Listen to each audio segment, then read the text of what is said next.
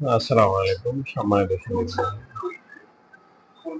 শুভেচ্ছা জানাচ্ছি আমার সেবা পক্ষ থেকে।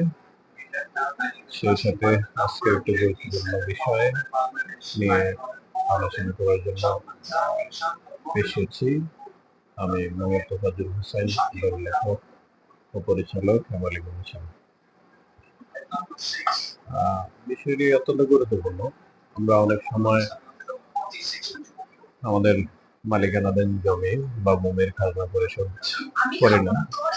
সেক্ষেত্রে অনেকদিন পর আমরা যখন খাজনা দিতে যাই, তখন আমরা দেখতে পাই যে আমাদের যে হারে খাজনা আসার কথা তার চেয়ে অনেক বেশি খাজনা বা ভূমি উন্নয়ন কর ভূমি অফিস বা অনলাইনে দেখা যাচ্ছে। আমরা তখন তাজ্জব হয়ে যাই। এই বিষয়টি আসলে একটু বোঝা দরকার। সেজন্যই আজকের এই গুরুত্বপূর্ণ আলোচনা। বকেয়া ভূমি উন্নয়ন কর আদায় পদ্ধতি। কোনো বছরে ভূমি উন্নয়ন কর উক্ত বছরের 30শে জুনের মধ্যে যদি পরিশোধ করা না হয়, তবে তাহা বকেয়া ভূমি উন্নয়ন কর হিসেবে বিবেচিত হয়।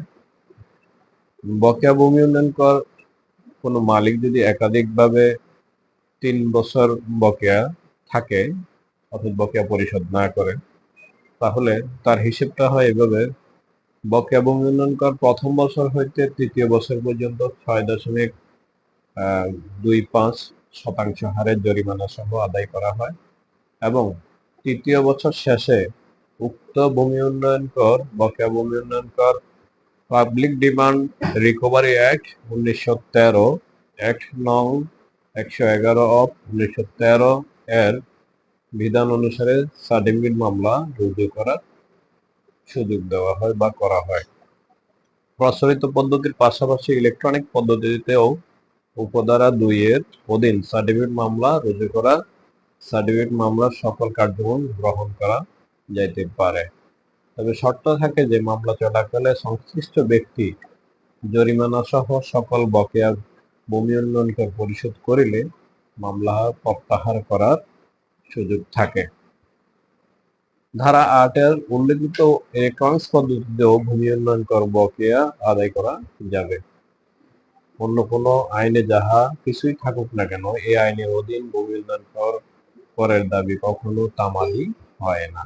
অর্থাৎ এই জন্যই আমরা যখন ভূমি উন্নয়ন কর পরিশোধ করতে যাই, তখন দেখা যায় আমার ভূমি উন্নয়ন কর যদি বছরে 100 টাকা বা 120 টাকা আসার কথা, 5 বছর পর দেখা যায় ওইটা যে পরিমাণ ভূমি উন্নয়ন কর আসে ঠিক প্রায় সেম পরিমাণ সুদ সহ জরিমানা আমরা দেখতে পাই। সেই ক্ষেত্রে এই ভূমি উন্নয়ন করগুলো যত দ্রুত সম্ভব বছর শেষে অর্থাৎ জুন মাসের মধ্যেই, বর্তমান সময়ে ইংরেজি অর্থ সাল হিসেবে খাজনা পরিশোধ করার যে নতুন বিধান এসেছে, ওই বিধান অনুযায়ী জুন মাসের মধ্যেই ওই বছরের ভূমি উন্নয়ন কর বা খাজনা পরিশোধ করা জরুরি। নচেত প্রতি বছরই সুদ ও জরিমানা সহ যুক্ত হয়ে একসময় এটা বিশাল অঙ্কের টাকা হইতে পারে, যাহা আমাদের স্বাভাবিক যে ভূমি উন্নয়ন কর আছে তার চেয়ে অনেক গুণ বেশি হয়।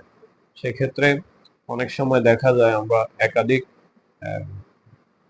মালিক যদি একই খতিয়ানভুক্ত থাকে, সেক্ষেত্রে এই ভূমি উন্নয়ন কর নিয়ে নানা ধরনের ঝামেলা হতে পারে। তো তার জন্য আমরা যথাসম্ভব বছরের খাজনা বছরের মধ্যে পরিশোধ করলে এই ধরনের ঝামেলাগুলো থেকে বেঁচে থাকা সম্ভব। আশা করছি বিষয়টি গুরুত্ব সহকারে শুনে বুঝতে পেরেছেন এবং তদনুযায়ী আমল বা কাজ করার জন্য চেষ্টা করবেন। সবাইকে ধন্যবাদ জানিয়ে শেষ করছি আজকের আমাদের এই গুরুত্বপূর্ণ পর্ব।